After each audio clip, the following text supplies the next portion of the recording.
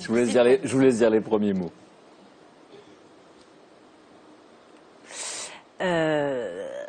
Non, c'est émouvant de se replonger comme ça au cœur enfin, voilà, des maisons de... Je pense à Kaltouma, c'est le premier prénom qui me vient à l'esprit. À Dabi, voilà, à Barcaï et à Doum. Et je me dis, c'est vrai qu'on était vraiment accueillis chez eux, quoi. Là, je la regarde et j'ai l'impression que c'est ma copine, quoi. On s'est senti bien là-bas? Ouais, très bien. En sécurité? Oui, puis en compréhension surtout.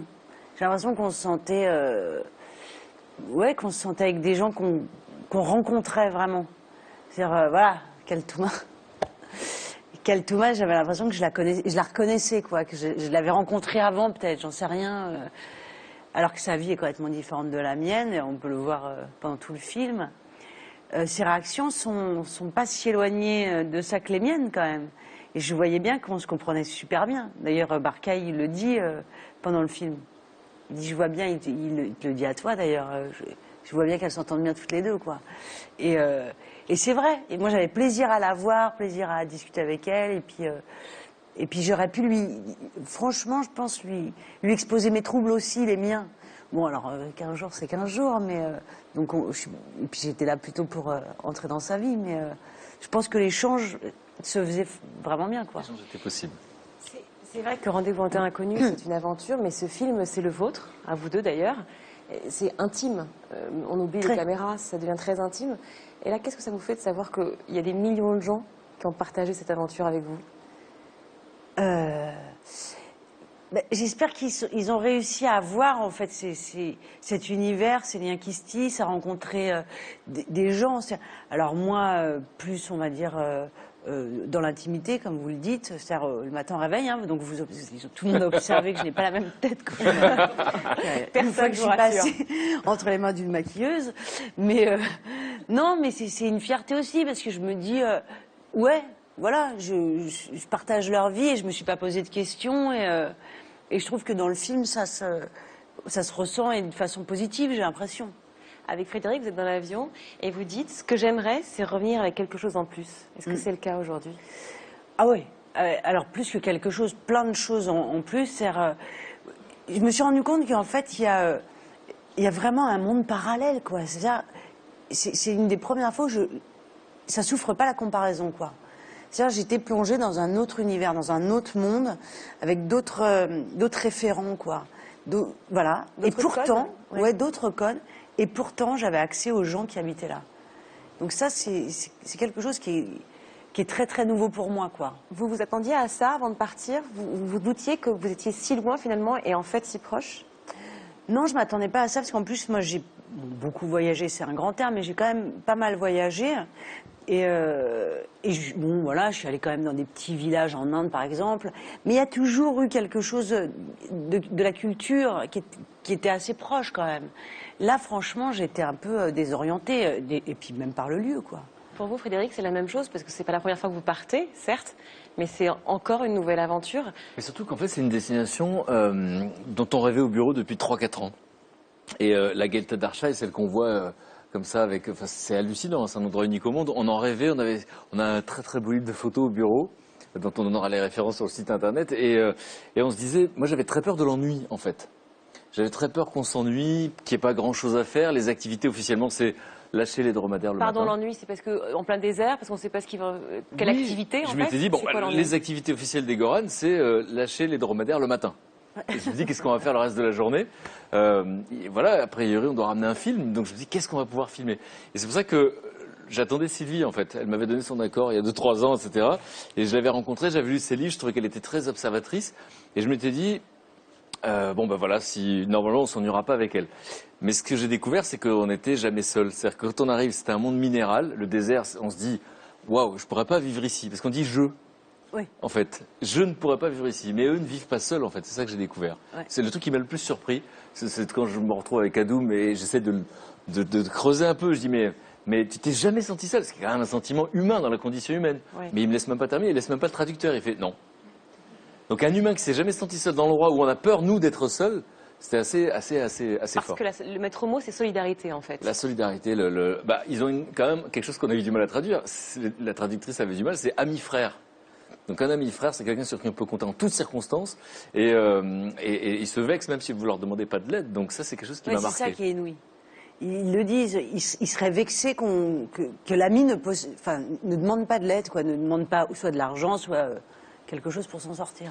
Alors vous connaissez le principe de l'émission, c'est que tous ceux qui nous regardent peuvent nous poser des questions au 5 15 15 par SMS ou sur france2.fr ou même d'ailleurs par l'application Rendez-vous en terre inconnue et sur les réseaux sociaux. Et là en l'occurrence j'ai une question de Nina qui dit « Frédéric, avez-vous trouvé ces hommes intimidants ?» Très au début. Alors le paradoxe c'est qu'ils ont des sourires hallucinants. Ah ouais. C'est-à-dire que je me rendais compte là en voyant ça. Bercaille ne décroche pas. Voilà. Ah oui. Ils sourient tout le temps, mais les deux, en fait. Ouais. Les femmes aussi, d'ailleurs, quand vous êtes en tête à tête, elles disent mais ne sois pas gêné. Et vous avez été intimidé aussi quand vous êtes en tête à tête avec elles, non? Ouais, elles sont intimidantes. Les hommes et les femmes sont intimidants parce qu'ils sont tellement forts dans leur culture, tellement ancrés dans les codes qu'ils ont, qui ont vachement à voir avec de la pudeur, plus que de la fierté. Parce qu'au départ, on a identifié ça tous les deux, d'ailleurs, un peu comme de la fierté. Ouais. Et en fait, c'est presque plus de la pudeur parce que finalement, ils avouent quand même leur faiblesse. Ils avouent leur désaccord entre eux. Ce qui est fantastique, c'est que vous parlez de pudeur et pourtant, tout de suite, vous avez réussi à créer des liens, à devenir, comme dit justement une spectatrice, une Wonder Goran. Je trouve ça joli, je crois que c'est Gisèle. Merci Gisèle. Oui. Mais je me rends pas compte. En fait, ce qui s'est passé, c'est que c'est vrai qu'il y a une grande pudeur, mais en même temps, il y a une grande générosité. C'est-à-dire que je pense qu'on s'est bien débrouillé un peu tous les deux. Enfin, j'ai pas l'impression d'avoir fait d'efforts particuliers, mais d'être avenante, et puis je crois que voilà, on a été avenants tous les deux, et ce qui fait qu'ils avaient envie de nous offrir un peu de leur intimité, un peu de qui ils étaient. Je pense que si on les avait bousculés quelque part, ne serait-ce qu'un tout petit peu, peut-être ça aurait on revient à quelques minutes, quelques secondes, c'était l'image de fin qui est très poignante, celle où en fait vous craquez. Vous dites très rapidement. Ouais, je ne suis pas une pleureuse, et pourtant vous n'arrivez pas à contenir les larmes. C'est très difficile. Moi, de me faire pleurer, c'est très difficile. Et parce que j'ai un peu de fierté, voilà. Et j'arrive assez bien à me retenir. Et j'ai demandé d'ailleurs à Fred, j'ai dit, on peut pas refaire la fin, juste la fin. Elle m'a dit non. Et pourquoi? Parce que c'est une honte d'être. Oui, j'avais pas envie. Oui. Elle posait la question, j'ai dit non parce qu'elle sait qu'on ne refait jamais rien. Ah oui, déjà. Mais du coup, on était dans la voiture à dire non, j'ai honte, j'ai pleuré. Je voudrais revenir et redire au revoir. Oui, parce qu'en fait, je trouvais que j'avais dit au revoir trop rapidement. J'avais plein de choses en fait à leur dire, mais ça s'est bloqué, ça s'est coincé. Et je voulais refaire quoi. Et oui, non, comme on refait jamais rien, j'ai dit mais juste ça. Il a jamais dit oui. On parle d'adieu, mais c'est vrai qu'on parle surtout de rencontres. Vous le dites tout de suite, vous pensez à Kaltouma dès les premières secondes après le film. En fait, ce film, ce sont principalement les liens que vous créez finalement avec Adoum, Bercaille, Kaltouma, Dabi et bien sûr les autres. Et ma question c'est, vous arrivez, vous parlez tout de suite de contes, de magie, vous dites une phrase, les gens que l'on voit, vous, c'est vraiment les gens qui iraient dans nos contes qu'on raconterait aux enfants. Oui. Mais oui, parce qu'en fait, moi j'ai lu, il y a les contes des mille et une nuits, enfin il y a plein de contes comme ça, où ça se passe dans le désert, et on voit des hommes comme ça qui sont dessinés à l'aquarelle avec des turbans qui vont à d'autres dromadaires, enfin tout ça était féerique pour moi. Et donc je leur ai dit, enfin je l'ai dit à Bercaille, qu'on a tiré une grande fierté, c'était génial. Sauf que eux, c'est leur vie de tous les jours, quoi. Ouais. Et ils n'en tirent pas d'orgueil, rien. Non mais c'est hallucinant. Mais de toute façon même tout était. Je sais pas. Dans le film ça peut pas apparaître, mais je crois qu'on a dit c'est incroyable, mais à peu près 100 fois par jour. Alors il y a Karine qui me dit que vous avez passé beaucoup de temps avec Kaltouma. La vie des femmes a l'air plus difficile que celle des hommes. Non, point d'interrogation. Alors comment dire, moi qui suis une femme, je vais dire oui, hein, de toute façon, parce que. Oui, je trouve que c'est plus compliqué à la base d'avoir une place qui est, on va dire, même s'ils sont nomades, plus sédentaires. Mais en même temps, j'ai trouvé, au final, j'avais très peur en fait. Hein. Très peur de quoi? J'avais très peur qu'on me raconte que les femmes, ça allait pas. J'avais pas du tout envie d'entendre Donc ça. peur de votre réaction finalement. Voilà, j'avais très très peur de ne pas me sentir à l'aise justement sur la place de la femme.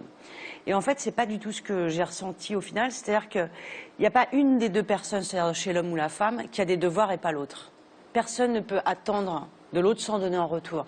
Donc il y a quand même un équilibre. C'est-à-dire que chacun a une place, mais chacun en fait finalement à l'intérieur de cette place se décide lui-même.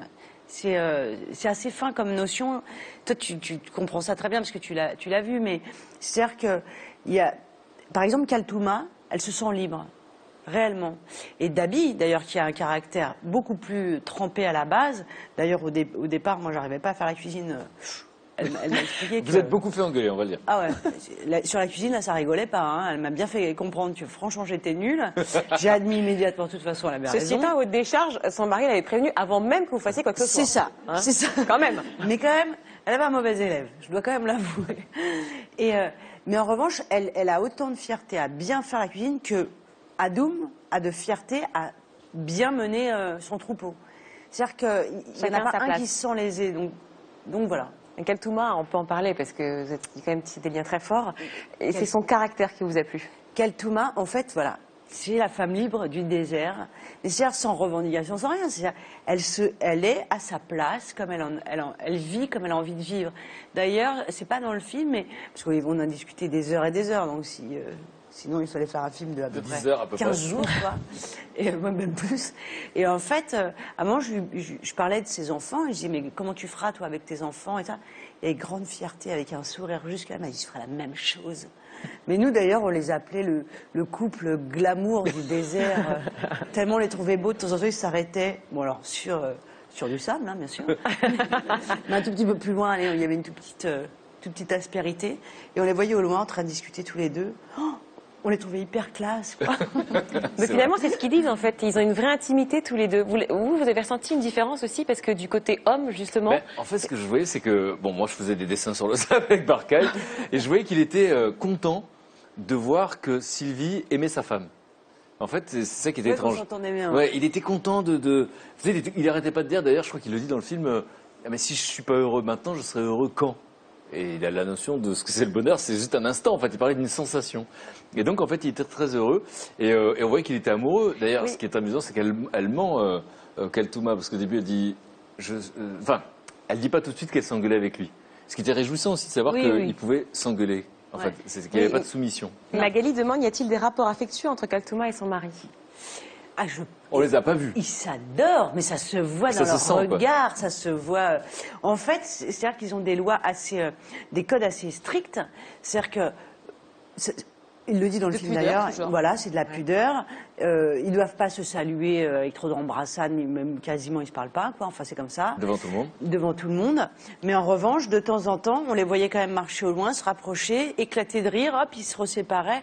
Enfin, vraiment, au contraire, j'ai l'impression que finalement, ils sont dans la transgression et ça ne fait qu'alimenter leur couple. Moi, c'est vrai. La romancière, c'est la réalisatrice. C'est comme ça que j'ai identifié, quoi. Je me suis dit, finalement, c'est un vrai bonheur. Parce qu'en fait, ils restent amants. Parce qu'ils n'ont pas le droit trop de se regarder, pas le droit tellement de se parler. Ils déjeunent pas ensemble, ils ne dînent pas ensemble. Finalement, ils attendent que la nuit tombe et ils vont se voir.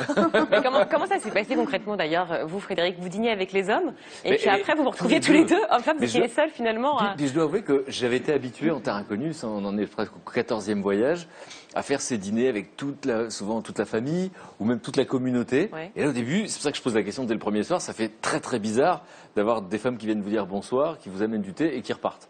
Et je pensais qu'ils allaient faire une exception parce qu'on était là. Et en fait, pas du tout. Non. Donc, non, je crois qu'on n'a pas perturbé du tout leur façon de vivre. Le dernier soir, j'avais 3 jours que je me disais, bon, alors, est-ce que je demande le dernier soir, est-ce que c'est possible? Et puis, j'avais l'impression que c'était déplacé. Donc, finalement, on a fait semblant de s'habituer. Ouais, puis même j'ai l'impression qu'elles n'avaient pas forcément très envie elles non plus, quoi. C'était quelque chose d'assez inopportun pour elles, j'ai l'impression, parce que moi j'ai proposé, tu te souviens, un jour à Kaltouma de venir, parce que je sais plus. Ah oui, c'est quand en fait elle m'a fait prendre une sorte de sauna, hein, faut bien le dire. Il faisait beaucoup trop chaud pour moi, donc je suis sortie plus vite. Mais donc elle m'a passé une robe et tout ça, et je suis sortie donc me présenter, et dans le regard des hommes, c'était vraiment ça y est, c'est une femme. Vraiment, ils avaient des étoiles dans les yeux. Même moi, je me suis sentie... je me suis sentie femme. Oui, j'ai dit... Nicole Croisy sortie de ce corps. Non, mais il y avait un côté... Tu vois? Tu te rappelles? Il y avait un côté un peu... ça pouvait entrer dans la séduction, alors que depuis le début, j'étais un peu acceptée... j'étais un peu leur pote quand même. Ils me prenaient un peu quand même pour un Et garçon effectivement, manqué, et vous quoi. avez demandé l'autorisation que Keltouma vienne avec nous, avec les hommes, c'est ça? Elle avait pas super envie, hein. J'ai demandé à ce moment-là, je dis, bah viens. Comme c'était elle qui m'avait prêté sa robe et ça, je dis viens. Et elle avait pas super envie. Alors quoi. effectivement, ils étaient très heureux quand, quand Sylvie commence à cuisiner comme les Goran. Alors quand elle s'est habillée en Goran, je vous dis pas, regardez.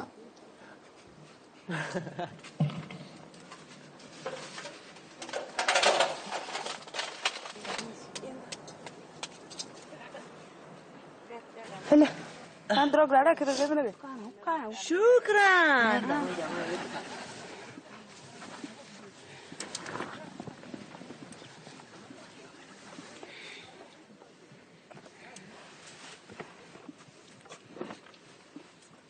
Ça y est, je suis une Goran.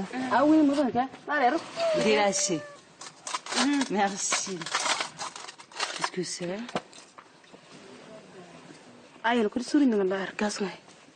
C'est pourquoi ça désinfecte les vêtements?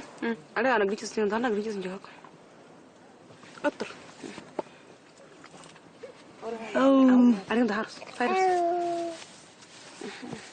Ah, ça sent bon. Plein de senteurs.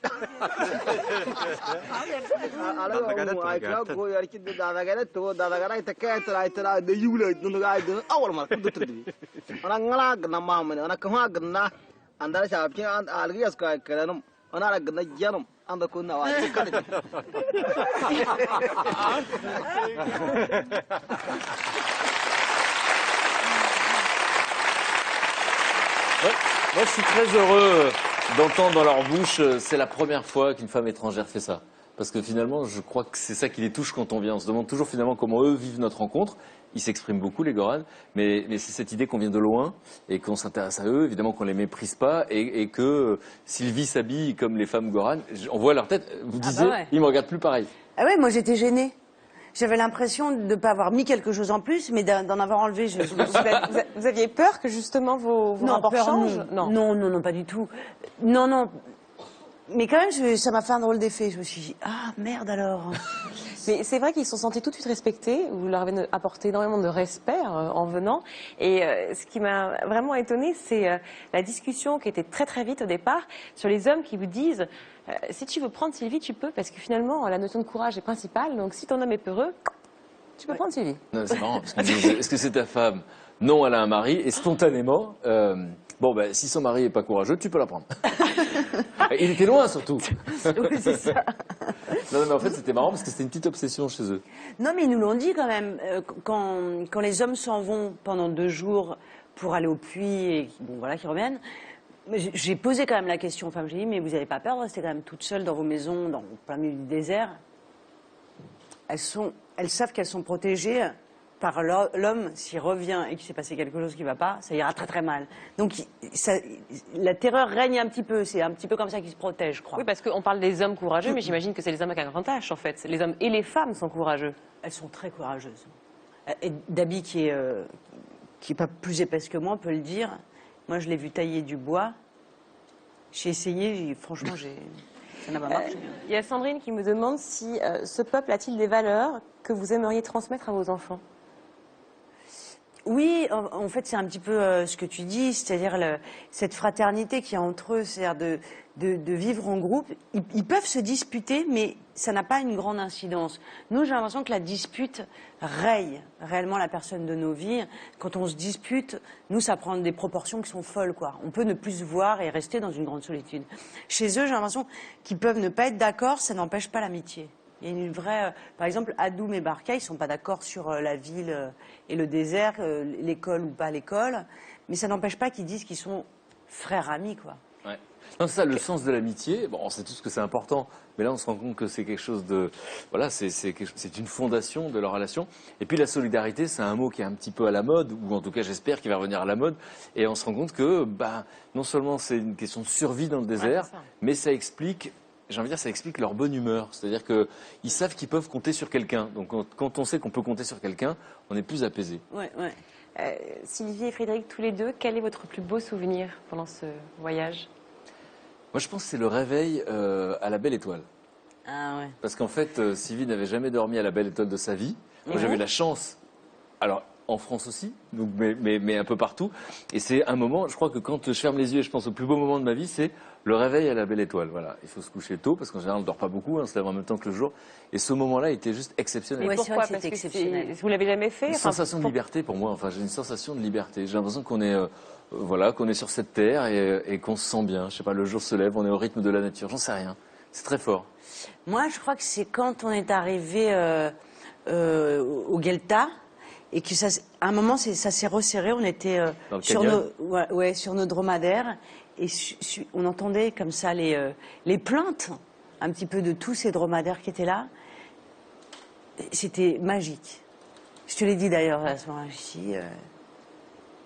J'avais le souffle coupé, quoi. Je les voyais, eux, sur leur dromadaire. Tout était beau, tout était calme, tout était paisible. Je sais pas. Ça aurait pu durer comme ça. On parle beaucoup de valeurs, l'amitié, la solidarité, l'amour, l'entraide. Quand on vit avec des gens aussi formidables, aussi optimistes, combien de temps vous mettez à garder cette relativité à la vie? Parce que j'imagine que vous prenez du recul quand même. Alors, c'est assez étrange, très honnêtement, hein. Moi, je suis revenue et le petit monstre intérieur est revenu. C'est plus que ça m'est revenu, en fait. C'est-à-dire un petit peu comme ce petit truc enfantin qu'on a. C'est-à-dire, la nuit, on repense à ce qu'on a vécu dans la journée. Et c'est vrai que plusieurs nuits d'affilée, le soir, en me couchant, j'y étais de nouveau. Mais la vie parisienne, elle vous happe dans la seconde. Ça vous rattrape en une seconde. Mais dans la seconde. Le pied posé sur le tarmac. C'est hallucinant, c'est hallucinant. On n'en revenait pas nous-mêmes. Moi, j'avais l'impression... ça revient petit à petit, mais à partir du moment où vous revenez... Alors, Jordan, ou Jordan, je ne sais pas comment on dit, me dit, comment se sont déroulés les jours qui ont suivi votre retour à la vie normale? J'avais un regret, en fait. C'est-à-dire que c'est vrai que je pensais aux gens qui vivent là-bas, à Kaltouma pas mal, parce qu'en plus je savais qu'elle allait avoir son bébé. Et je me disais, peut-être c'est aujourd'hui, peut-être c'est aujourd'hui. Et j'étais assez triste, en fait. Je me suis dit, je connaîtrais pas son 4e enfant, quoi. Ça m'a rendu triste. Mais mon téléphone s'est mis à sonner. Mes enfants m'ont demandé de regarder la télévision. Tout a fonctionné parfaitement. Qu'est-ce que ça représentait pour vous, le désert? Le désert, pour moi, ça représentait presque une chose interdite. C'est-à-dire un rêve, mais en même temps, je voyais pas bien comment j'allais m'en sortir. J'étais passée devant des agences de voyage qui proposent des marches, où on voit une petite tente avec des bougies et tout ça. Et bizarrement, j'ai jamais poussé la porte. Donc, c'était le lieu qui dit dégage, comme vous dites. C'est ça. Je vous dis, c'est quand même un lieu hostile, quoi. Ouais. Où il fait très chaud, où justement, moi, j'ai peur de l'ennui aussi, beaucoup. Je suis quelqu'un de très actif parce que je pense que l'ennui m'effraie beaucoup. Et je me suis pas ennuyée. Pas du tout, pas du tout.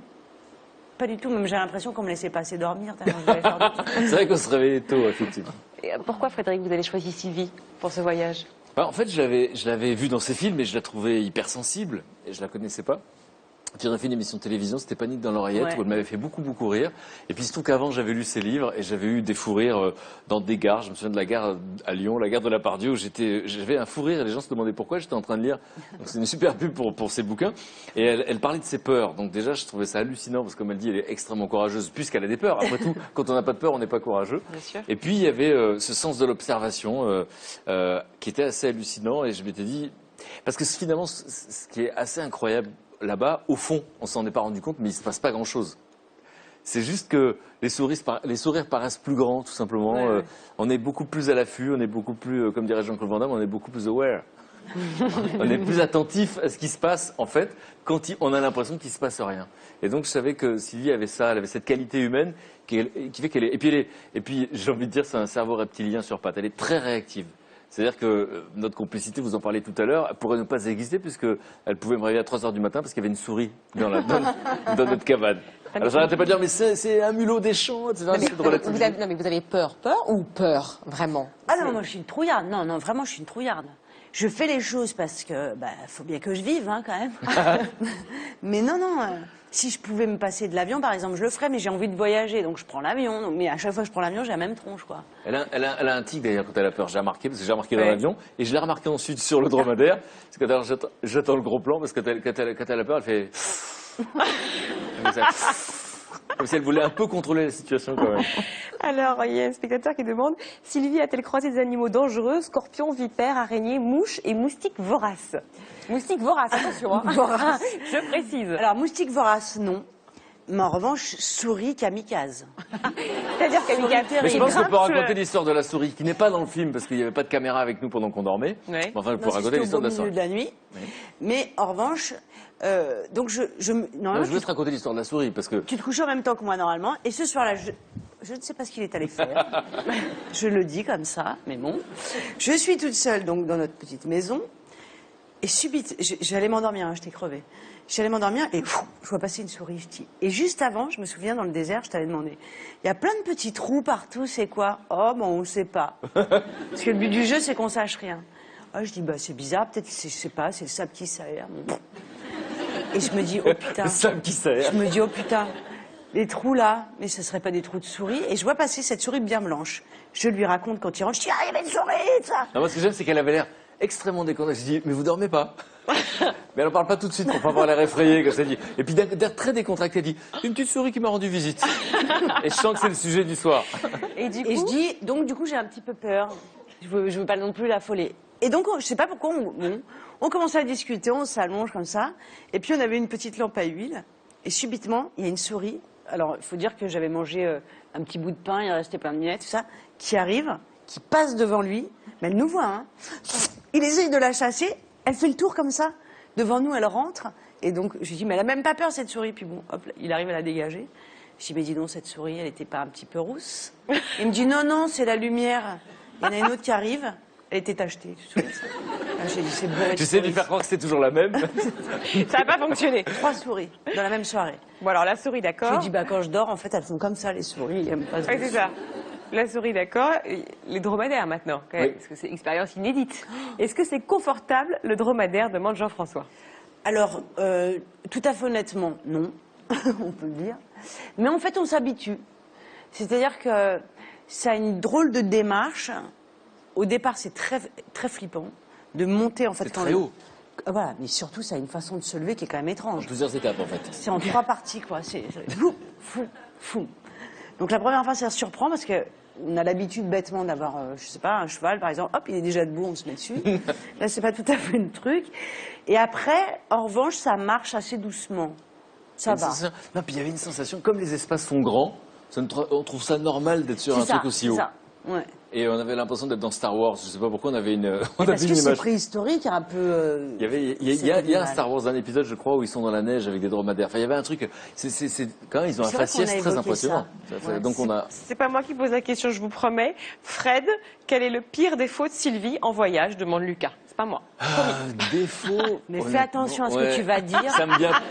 En fait, Sûr, c'est pas la moi. non-susceptibilité. Ça me vient pas tout de suite, mais du tac au tac, je vous réponds dans un quart d'heure, si vous voulez bien. Hein, Avec je vois. réfléchir, ça ne vient pas. Je reviendrai dessus. Vous aviez des a priori, à part les fameuses souris, avant votre voyage? Ah oui, oui, oui, bien sûr, j'avais des a priori. J'avais peur de crever de soif, vraiment. J'avais peur de griller au soleil, vraiment. D'ailleurs, Et donc? c'est eux qui ont fait mon sac, ils ont mis de la crème solaire. Je tiens à remercier les gens qui ont fait mon sac. J'ai utilisé toute la crème solaire, qui était un tube comme ça, qui normalement c'est à peu près 2 mois, je pense. Je m'en mettais partout jusqu'à un moment où d'ailleurs c'est Barkay qui était assez ému par ça, qui me dit mais pourquoi tu mets ça? Mais je dis mais moi tu sais si je mets pas de la crème comme ça je vais cramer. Et il me regardait comme si j'étais un peu handicapée. Je te l'ai dit. Il m'a fait « Ah, tu vas brûler si tu mets pas de ça ?» J'ai dit « Oui, oui, c'est ça, je vais brûler. » Donc j'avais peur de ça, j'avais peur des scorpions. Les scorpions? Ouais. Vous en avez croisé? Bah non. Déçu. Presque déçu, ouais. Ouais, je suis déçue. Ouais. Prochaine émission, on a quelques Voilà. scorpions. Hein Sylvie, on voit que vous plaisantez beaucoup avant d'arriver auprès de vos hôtes. Cela cache-t-il du stress ou de la patience, demande Fabien. Non, je pense que c'est une façon d'extérioriser le stress et l'émotion. C'est-à-dire, j'ai une amie un jour qui a dit que c'était une politesse de ma part que de sourire tout le temps, et je crois que c'est assez juste. C'est-à-dire que, au lieu de dire ça va pas du tout, je suis angoissée, je dis voilà, ça passe comme ça, quoi. Normalement, à la place de pleurer, d'ailleurs, je ris. J'aurais pu leur éclater de rire. Au moment des adieux. Salut, excusez-moi. C'est ce qui est à peu près la même chose. Et vous, votre technique? La technique pour le stress? Oui. Je pense que moment de j'observe partie. beaucoup l'invité. Non, je pense que j'observe beaucoup l'invité, en fait. C'est-à-dire que je m'oublie à un moment donné. Ah, c'est ça. Vous Et, concentrez votre émotion, en fait. Ouais, sur l'invité. Sylvie, en l'occurrence. Voilà comment ça se passe, etc. Et c'est après coup, quand je vois le film, que je réalise que j'ai eu chaud, que j'ai eu peur ou que j'ai eu faim. Ouais, ouais. C'est ça un peu la Et technique. c'est vrai qu'en plus, ça c'est vrai parce que quand on s'est déplacé, on a fait combien d'heures de marche, je me rappelle même plus. Et en fait, moi il me restait un peu d'eau, tu te souviens? Et je bois l'eau, puis je dis purée, attends, je vais quand même demander à Fred s'il a pas soif. Il était derrière à tirer le dromadaire, il a fait il avait même plus soif. C'est même Tellement plus il la était peine. mort. Il a fait comme ça, j'en laisse tomber. Mais sur les femmes dont on a parlé, c'est vrai qu'il y a le quotidien.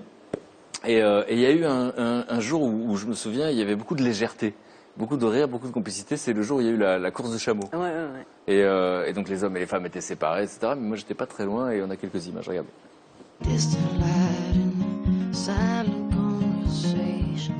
Ah bah ouais. Donc là, c'était un grand rassemblement. C'était un peu toute la région qui était là. Et donc, on a découvert les copines de vos copines. Qui vous tiennent toujours par la main, d'ailleurs. Hein. Tout le temps. Tout le temps et dès le début. Mais elles étaient géniales parce que là, tout ce moment-là, alors là c'est le côté des hommes, c'est beaucoup plus calme, et là, côté des femmes, voilà.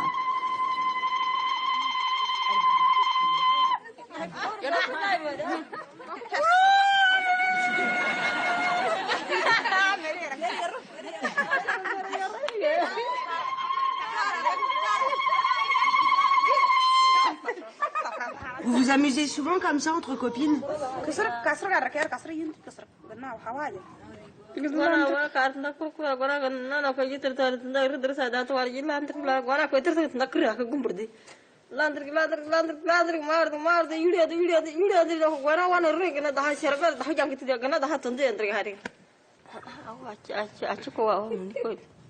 T'as quoi, t'as 24 ans, 25 ans? Je vous dis pas mon âge. Quel âge tu penses que j'ai? Eh bien,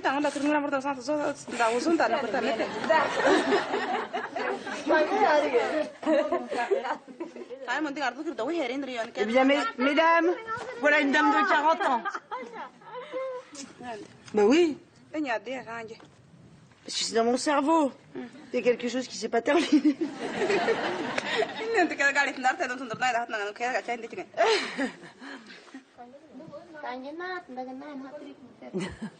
Effectivement.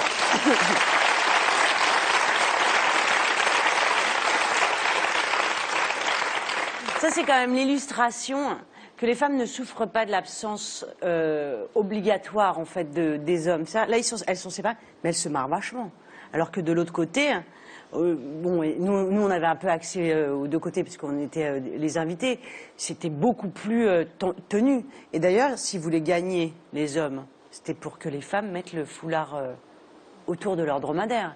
Certes, quand même, elles sont super maîtresses de leur ambiance, leur destin et ça. Et là, j'ai passé une après-midi, mais on était éclatés de rire. Alors, ce qui était drôle, c'est que souvent je dis en terre inconnue, on évite les généralités. C'est-à-dire que finalement, nous, on peut pas parler d'Egoran, mais par contre, on peut bien vous parler de Kaltouma, de Hadoum. Ouais. Et un truc très drôle, c'est que vous avez reconnu la sœur de Hadoum au caractère. Ouais. Il y a sa photo qui est ici. Ouais. Vous pouvez raconter comment ça s'est passé? En fait, Hadoum, il a un caractère bien particulier. C'est-à-dire, on peut le dire, c'est un sale gosse, quoi. Qui est, ça vous parle? Il roule des mécaniques. Ah non, mais alors lui, il roule des mécaniques. Il est tout le temps en train de lancer des défis. Ouais. Mais tout le temps. C'est vrai. Tu sais faire ça? Et tu seras pas fatigué dans 24 heures? Rien. Et tu peux rester 3 jours sans manger? Voilà. Est-ce que tu peux marcher dans la nuit, les yeux fermés, j'éteins tout, et puis je te fais marcher à l'envers? Tu peux le faire? Bah non, enfin bon. Elle faisait exactement la même chose. Et à un moment, j'ai dit, mais tu serais pas la sœur de Hadoum? Et elle m'a dit, si. Parce qu'elle arrêtait pas de dire en plus, c'est mon mari qui va gagner. Exactement. C'est mon mari qui va gagner. Et alors, son mari a gagné ou pas? Eh ben non.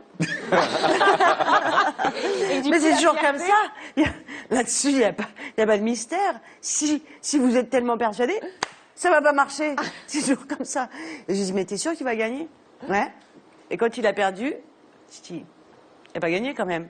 Elle était furax.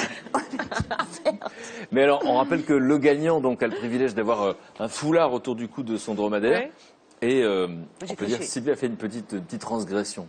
On a les images de la course, regarde.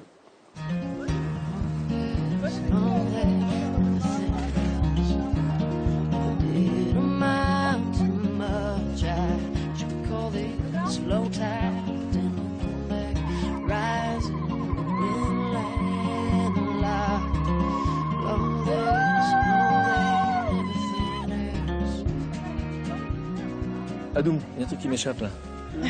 Comment ça se fait que t'es pas sur un dromadaire? Hadoum, tu le prends mal si je te soupçonne d'avoir eu peur de perdre?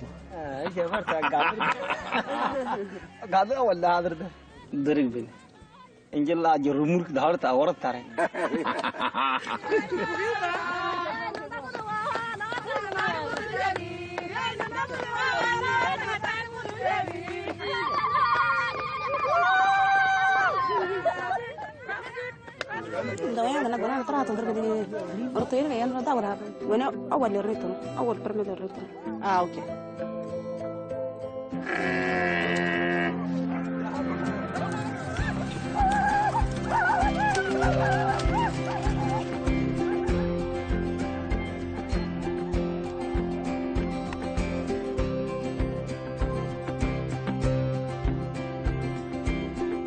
Mais ils avancent super vite.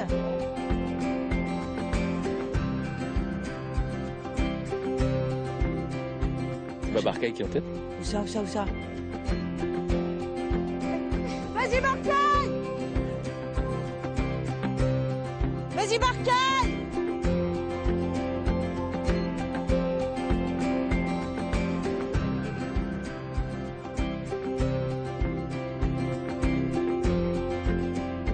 Il est en train de se faire doubler! C'est foutu, lâche pas. Ils arrivent. Bravo. Je vais mettre à Barcaï. Ok, là? Ok? Et Barcaï, il est où?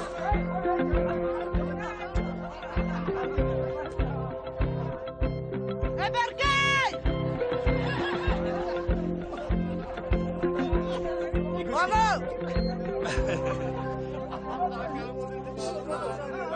Bravo!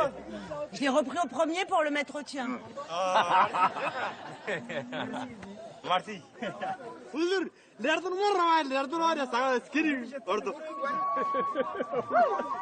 Bravo!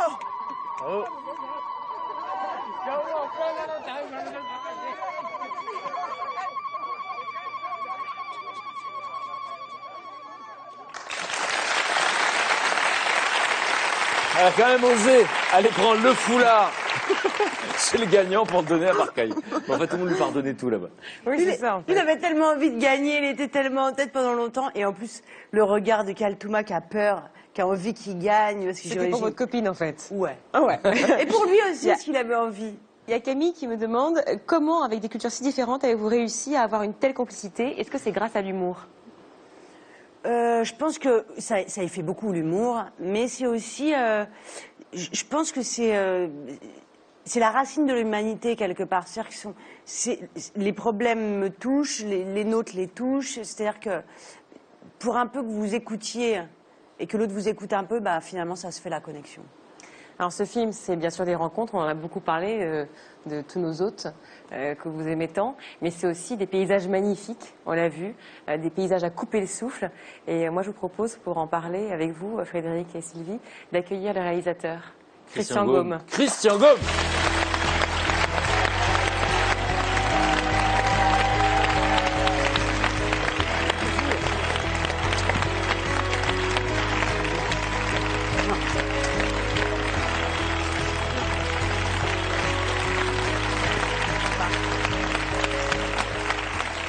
Bon, moi, je suis très fier quand les téléspectateurs découvrent les réalisateurs, parce qu'évidemment, c'est un visage que les téléspectateurs connaissent pas bien, même si on les a vus ici ou là. Mais vous, Sylvie, vous le connaissez. C'est un visage qui vous dit quelque chose. Ah bah ouais. Parce que racontez ce que vous avez vu. Les mecs qui marchent en marche arrière pendant qu'on marche en marche avant. Ah non, mais moi, ce que j'ai vu, c'est même pas ça. C'est-à-dire que avec le caractère que moi j'ai, je peux pas l'attendre. Donc moi, bon, je rentrais dans... Enfin, t'as bien vu, hein, je rentrais dans les cases, je discutais, et lui courait. Je l'ai vu courir comme ça pendant 15 jours, mais en plus c'est super lourd. Voilà, la caméra qu'il a, Ouais. lui aussi souffrait de la chaleur comme moi. Mais en même temps, moi, ça m'est interdit. Enfin, je veux dire, je peux pas casser la spontanéité, et ils ont eu, enfin, c'est ce que tu fais sublimement bien, quoi. C'est-à-dire qu'ils couraient derrière et... Ils font C'est partie. ça. C'est pas une formule en l'air. Ils font partie des meilleurs réalisateurs du monde. Pierre Stinky, ils sont deux. Elle le chouchou du National Geographic. Lui, il a fait les images aériennes du Choya pendant 20 ans. On peut le dire comme ça ou pas? On peut dire ça, ouais. Je suis très fier de travailler avec eux. Moi, ça on m'a fait. beaucoup plu. Alors, c'est justement ce que dit Sylvie, l'idée c'est quand même de se faire oublier.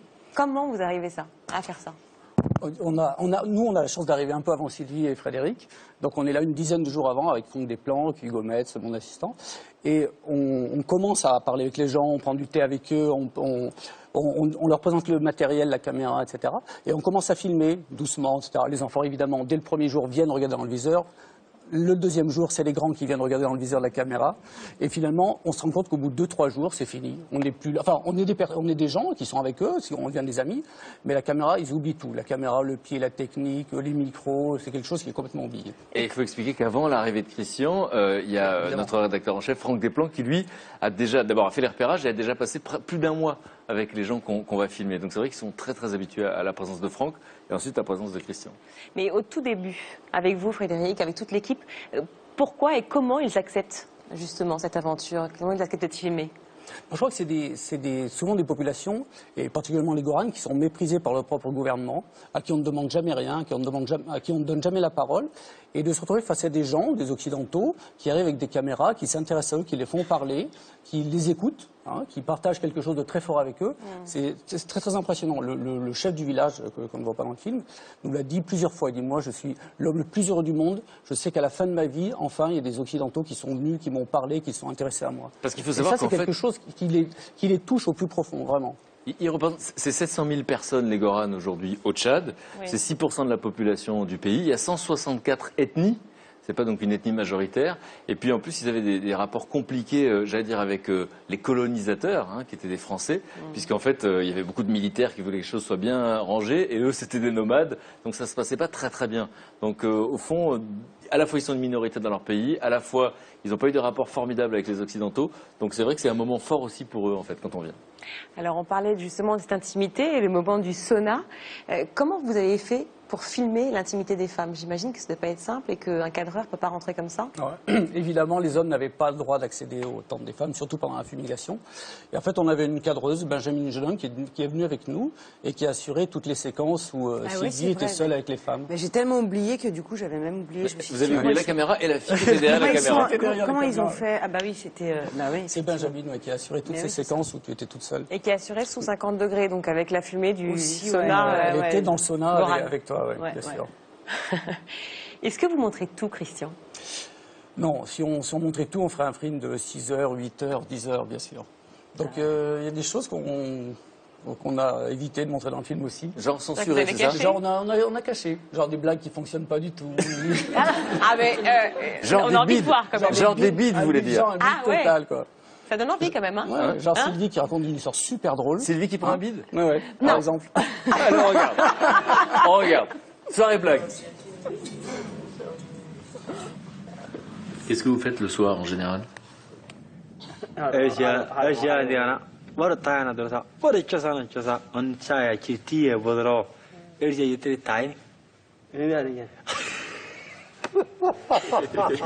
Non, mais t'as pas des histoires courtes, drôles mais courtes?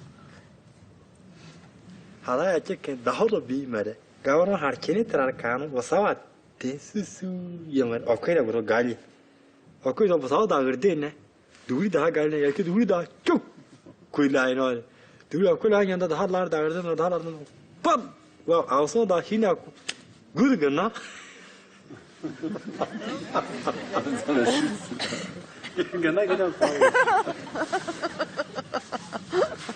Donc c'est un monsieur, il va chez le médecin, il dit docteur, j'ai mal partout. Ah bon, montrez-moi où vous avez mal.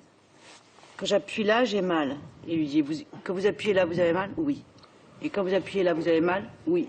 Et quand vous appuyez là, vous avez mal? Oui. Et quand vous appuyez là, vous avez mal? Oui.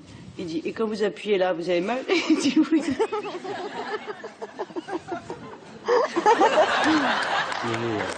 En fait, il a mal au doigt, quoi.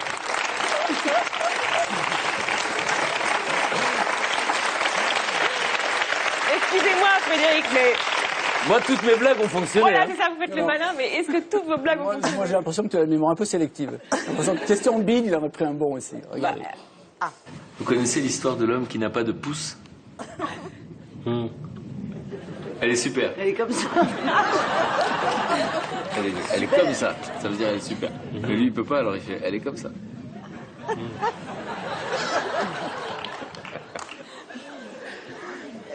Je suis une bonne âme parce que En plus, alors, en plus, l'origine de ça, c'est qu'il y a quelques années, je suis parti avec Pierre Palmade au Niger. Toute l'équipe était endormie et ils se sont mis à nous raconter des histoires. Et on était très gênés avec Pierre Palmade parce qu'en fait, on ne savait pas quand il fallait rire. C'était des histoires très poétiques comme ça, etc. Et lui s'est mis à faire ses sketchs. Notamment qu'on connaît, qui nous font rire, le colonel et tout. Il riait pas du tout aux mêmes endroits que nous. Et donc on s'était dit tiens on va faire une soirée blague. Et c'est vrai que juste avant j'avais dit à Sylvie est-ce que tu peux me donner une blague qui marche tout le temps? Mais alors par contre il y a une blague qui a fait rire les Goran et qui a beaucoup fait rire les Goran. Est-ce qu'on va voir si elle fait rire les Français? Vous pouvez nous la raconter parce qu'ils ont beaucoup aimé. La traductrice en était bien sortie en plus. ah oui, ça fait là maintenant? Ouais, Bon, et la vous blague qui avez fait rire les Goran. intérêt de rigoler parce que sinon ça va pas. On va le voir après. Alors voilà, c'est la blague que je leur ai racontée. Donc c'est un monsieur qui vient vendre de la lessive à une dame. Il dit regardez comme ma lessive marche bien. Alors vous prenez, donnez-moi une paire de chaussettes. Je lave dans la belle eau bleue. Je rince dans la belle eau claire. Je passe à la lumière. Oh, c'est clair. Je passe sous mon nez. Ça sent la rosée. Donnez-moi un t-shirt. Je lave dans la belle eau bleue. Je rince dans la belle eau claire. Je passe à la lumière. Oh, c'est clair. Je passe sous mon nez. Ça sent la rosée. Ah, une culotte. Je lave dans la belle eau bleue. Je rince dans la belle eau claire. Je passe à la lumière, au secours. Oh, c'est clair. Je passe sous mon nez. Je lave. Mais là, on est en direct sur un plateau de télévision et Sylvie Tessin n'a jamais raconté une blague à la télé. Mais en revanche, ce que je veux dire, c'est qu'ils étaient morts de rire et ça a fait plaisir. Et la traductrice s'est donné du mal, mais ça a bien marché.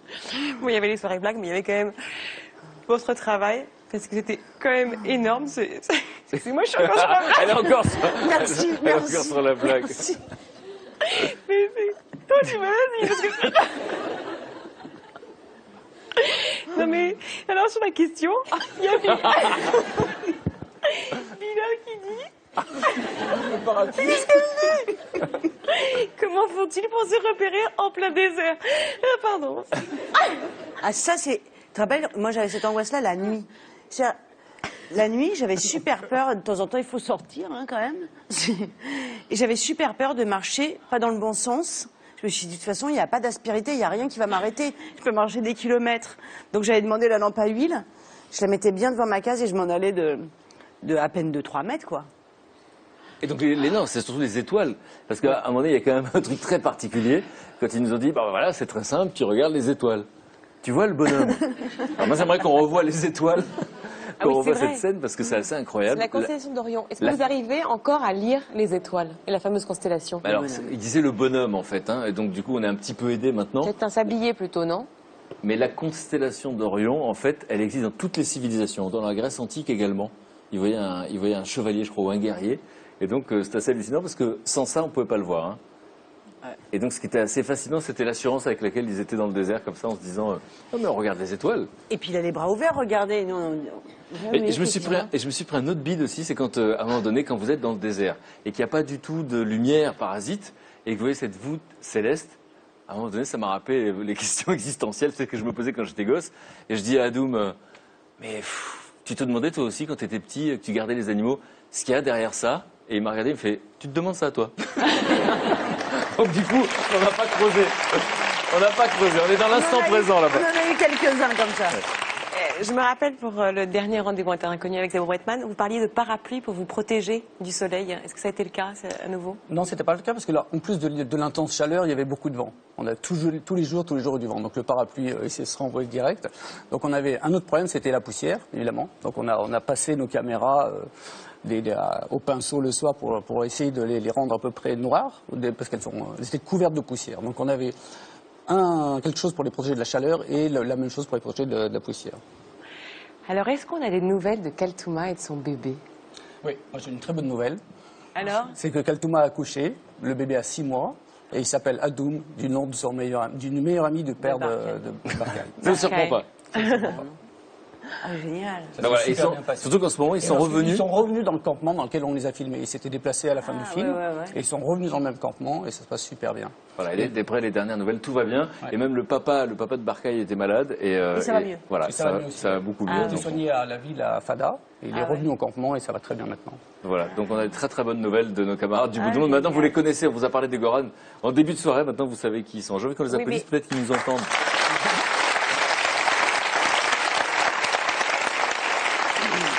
C'est vrai qu'on a parlé de qui ils sont chacun, dans leur intimité, dans leur personnalité, dans leur caractère.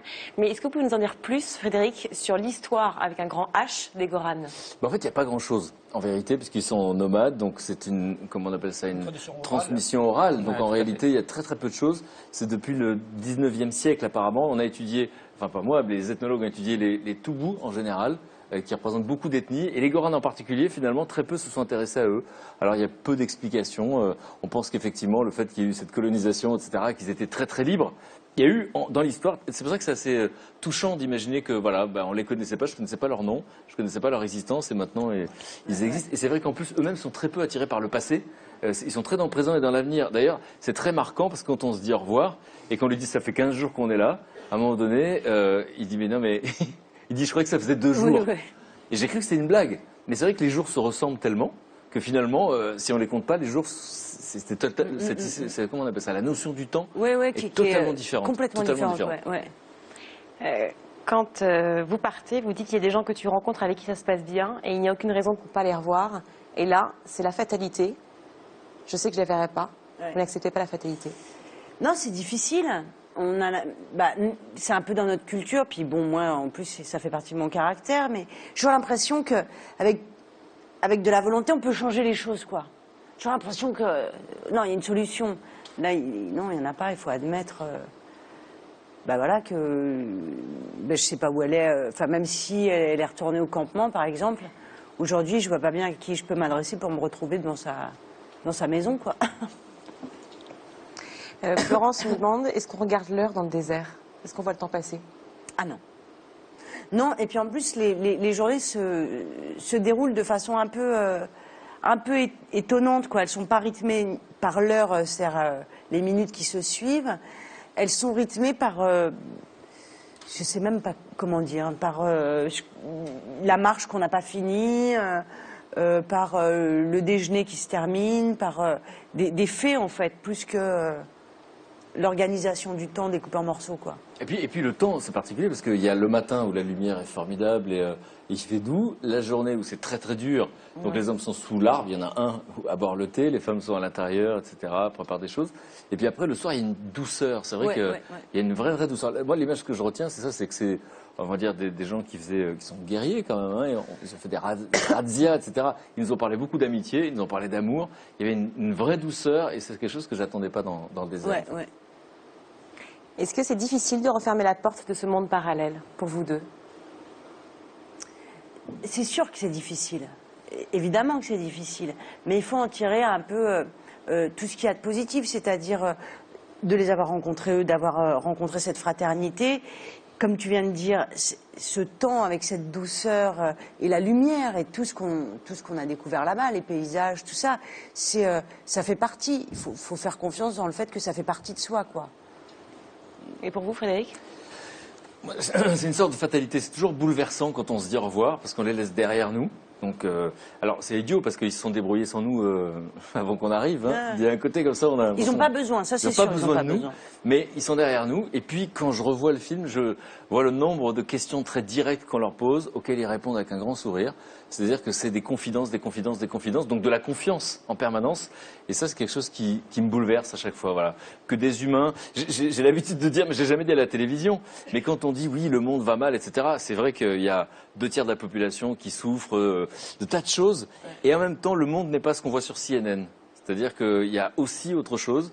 Et quand on va voir par soi-même, finalement, on se rend compte qu'il y a des tas d'humains. Le monde n'est pas si hostile. C'est ça qu'au fond, on a envie de dire avec En Terre Inconnue. Voilà, c'est qu'il y a des gens formidables partout. C'est ça le message. Ce sera le mot de la fin. Ah non! Ah non! Dites-nous tout. Regardez ce que j'ai rapporté, moi. Ah, j'ai pas vu ça. Du sable du désert. C'est là-dessus qu'on a marché. T'en as encore? Vous n'avez pas vu, c'est surtout. C'est vrai qu'on l'avait J'ai ramassé pas sorti la bouteille. avec la marque du Tchad. C'est très très beau. C'est pas mal, hein? Bon, en tout cas, c'est un truc très important, c'est qu'au mois de décembre, Franck Desplan, qui est notre rédacteur en chef, qui d'habitude est là, en ce moment, à la seconde où on se parle, il est très très loin puisqu'il est dans la forêt, en Papouasie, avec les Korowai qu'on avait rencontrés avec Zazie. Il est allé leur montrer le film 3 ans plus tard. Et donc, au mois de décembre, il y aura une émission spéciale, un rendez-vous en terre inconnue très particulier, puisqu'on sera retourné dans 4 destinations, dans l'Himalaya, en Bolivie, en Éthiopie et chez les Korowai, pour leur montrer les films. Donc, on fera une émission spéciale voilà, à 20h50 sur France 2, ce sera au mois de décembre. Bravo. Il y a eu beaucoup de SMS, de questions. Vous avez suscité émotion, rire, partage. On n'a pas pu répondre à tout le monde, on n'a pas pu poser toutes les questions, mais on a tenté de le faire et je peux vous dire que tous les téléspectateurs étaient extrêmement émus, voilà, de cette belle soirée. Merci beaucoup. Moi, je voudrais dire quelque chose, c'est que mardi prochain sur France 2, vous allez retrouver Virginie dans un document assez exceptionnel qui a été produit en plus par mes camarades de Bonne Pioche qui ont fait la marche de l'Empereur. Donc c'est une marque de qualité. Et c'est un document qui est à la fois drôle et émouvant parce que aussi, le concept est très original. Oui, c'est ça, c'est 5 parents en fait qui ont pris la place de leurs enfants en classe de 6e. Ah ouais. Ils se sont posé la question de quelle était la vie d'un collégien de 11 ans. Et ben c'est pas si facile, figurez-vous, d'avoir 11 ans. Et c'est un document incroyable, vraiment inédit, très drôle. On se marre beaucoup parce qu'on se demande évidemment s'ils vont se réveiller à 7 heures, comment ils vont faire à la pause clope, hein, parce que voilà, pas de café, rien, ne pas sortir, les devoirs, etc. Et tout ça, c'est raconté dans le film et c'est mardi prochain à 20h30. Voilà, mardi prochain. Merci à Virginie en tout cas d'avoir été avec nous. Merci à vous. Et attendez, pour tous les fans absolus, dont je fais partie de Rendez-vous en Terre Inconnue, pour tous ceux qui ne l'ont pas vu, Qui ont raté le début. Exactement, le DVD sort le 21 novembre chez tous les bons commerçants. Voilà, on pourra le voir. Et puis, moi je voudrais donner rendez-vous aux téléspectateurs de France 2 pour une nouvelle émission. Ce sera le mercredi soir à partir de fin octobre. Ça va s'appeler La Parenthèse Inattendue. Et donc l'idée est simple. J'ai demandé à 3 personnalités de me rejoindre dans une maison de campagne, au vert, en dehors de Paris, là où les choses sont calmes et où on est serein. C'est vrai qu'en Terre Inconnue, je leur pose jamais de questions sur eux, sur leur histoire, leur parcours. C'est eux qui s'intéressent aux autres. Là, on va s'intéresser à eux, à tous ces artistes, puisque 100% des gens que je vais interviewer ont réalisé leurs rêves. Ils vont se raconter leur histoire, leur parcours. Et je peux vous dire que quand on les écoute attentivement, on peut s'inspirer de leur histoire. Donc ça s'appelle La Parenthèse Inattendue. On a tourné le premier épisode, c'était magique. Voilà, fin octobre sur France 2, mercredi soir, en deuxième partie de soirée. Et on vous retrouve aussi sur France Inter, bien sûr. Voilà, et j'ai le plaisir de vous donner rendez-vous tous les jours à 11 h sur France Inter. On sera voilà, tous les jours de 11 h à midi et demi avec beaucoup d'humoristes. Et puis on sera jeudi d'ailleurs à Lille. Si vous êtes à Lille, venez nous voir pour une émission en direct à partir de 11 h. Juste dire encore quelques mots pour nos hôtes. Peut-être que, on ne sait jamais, peut-être qu'ils nous entendront. Mais leur dire un dernier petit mot à Katouma, Berkay, Dahabi et Adoum. Moi, je dis merci. Merci de m'avoir accueilli et j'espère que vous allez bien. Voilà. Merci à vous, Sylvie. Merci. Merci beaucoup. à vous. Merci beaucoup Sylvie Testu. Merci encore de la confiance. Merci Christian, merci à toutes les équipes d'Inter Inconnu, merci à toutes les équipes de France 2. Et juste après nous, eh bien, vous retrouvez le magazine Infrarouge avec Beauté volée, l'affaire mort. Et c'est un film de Rémi Lenné. Voilà, ne quittez pas. Voilà, merci au public, merci pour votre fidélité, merci pour tous les petits mots dont on se croise tous les jours partout en France. Merci pour votre soutien, ça nous fait chaud au cœur. Merci beaucoup, à bientôt.